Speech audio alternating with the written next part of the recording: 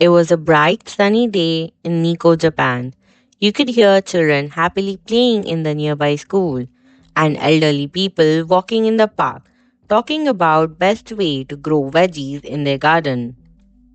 Yet, there was no indication whatsoever that there was a dead body of a man hidden under the bushes.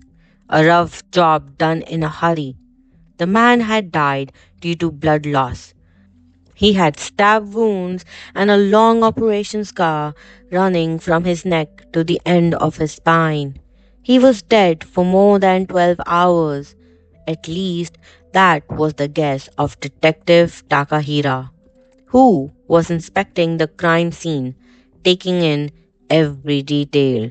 Detective Takahira Sama, a gloved police officer said in surprise. Sir, what are you doing here in this little town?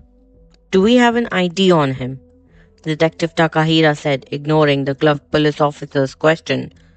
Uh, no, sir, we don't. There is no cell phone or a wallet.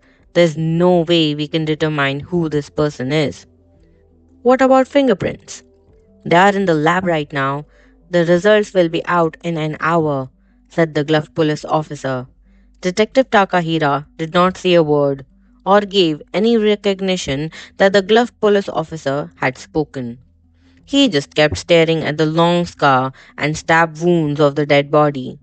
There was a familiarity of the way these wounds were made, and the scar. He had seen it before, a year ago, but those were more precise, more dangerous. Whoever had made them happen on an innocent girl was a monster in Detective Takahira's mind. He was determined to catch the culprit, but it was like chasing spilled water in the river. The culprit had managed to escape, giving Detective Takahira one unsolved case in his entire career. This culprit was the reason he had traveled to a little town all the way from Tokyo. Detective Takahira was always on the lookout for some sign, some slip up that would give him a direction, a lead to the culprit. This was the best lead he had gotten in months.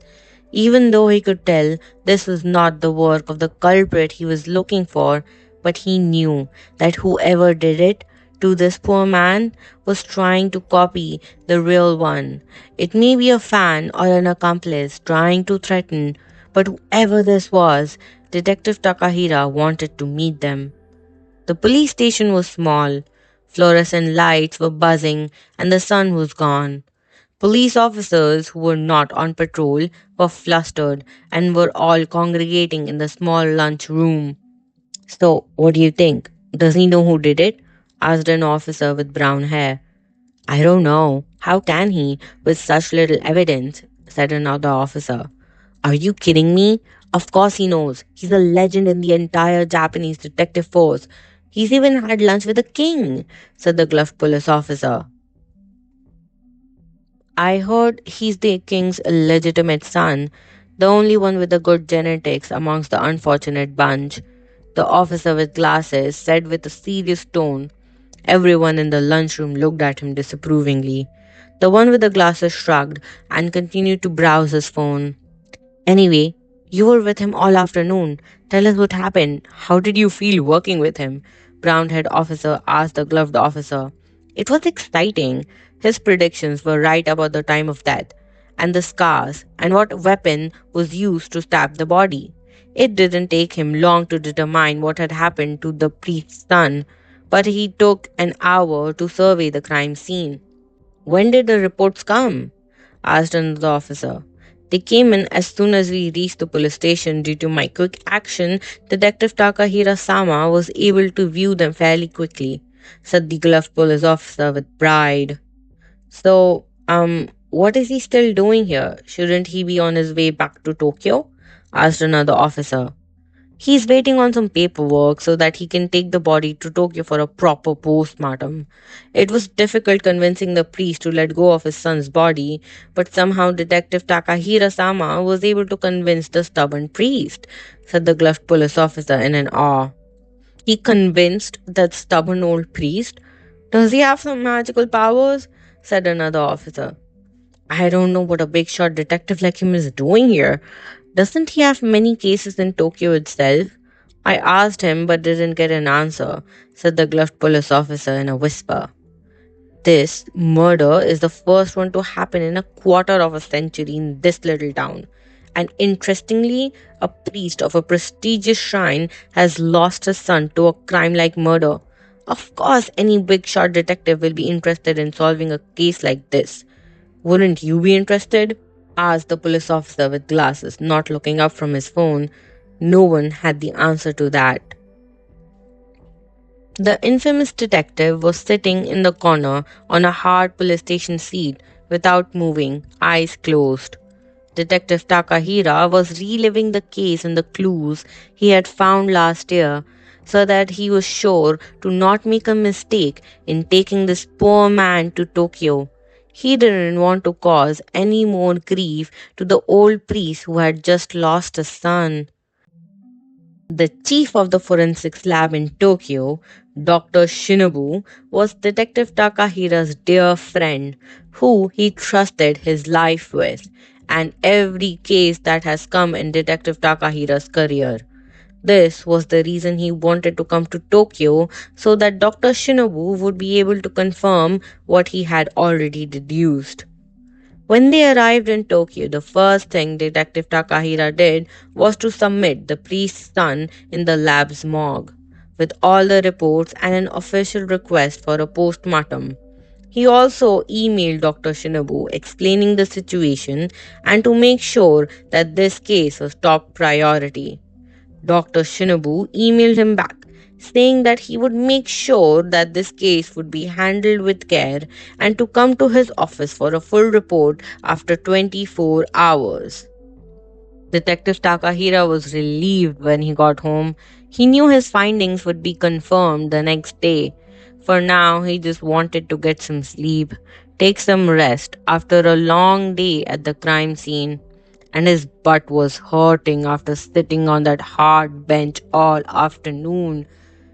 Detective Takahira did not sleep well that night. His dreams were a mix of accusations and dead bodies. It was something he had gotten used to by now.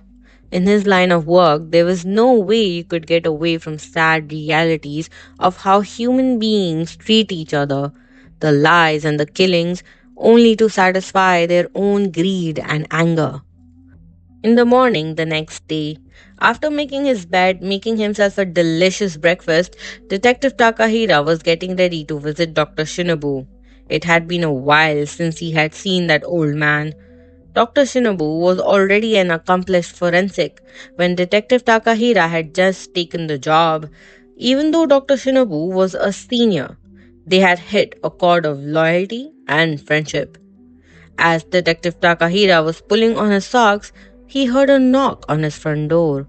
Confused, Detective Takahira went to the door with his gun firmly in his hand behind his back. He didn't want to be taken by surprise, nor did he want to scare the people who lived in his apartment building. He looked through the peephole first, but there was no one. Then he cautiously opened the door just a smidge, looked, but there really was no one. He wondered who could that be, since the kids in this building would be at school this time. When he opened the door wide, he noticed an envelope lying neatly on his doormat. He went back in, wore gloves, came back out and picked up the envelope and placed it in the evidence bag and sealed it.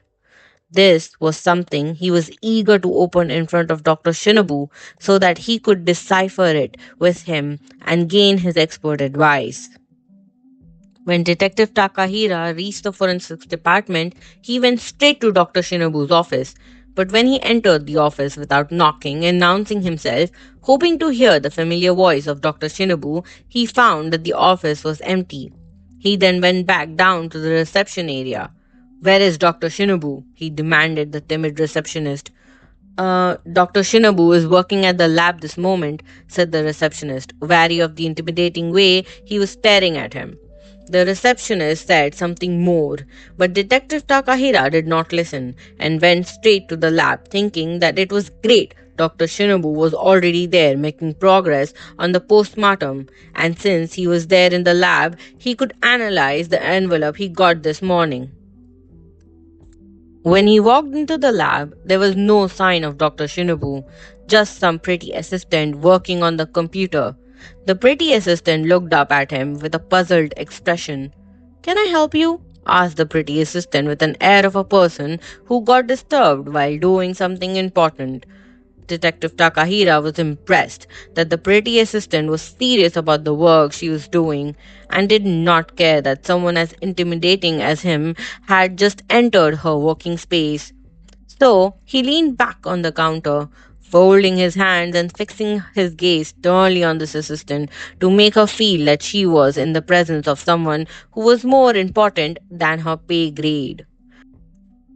But the pretty assistant just folded her hands, mimicking him, but with a calm expression that made her look even more pretty.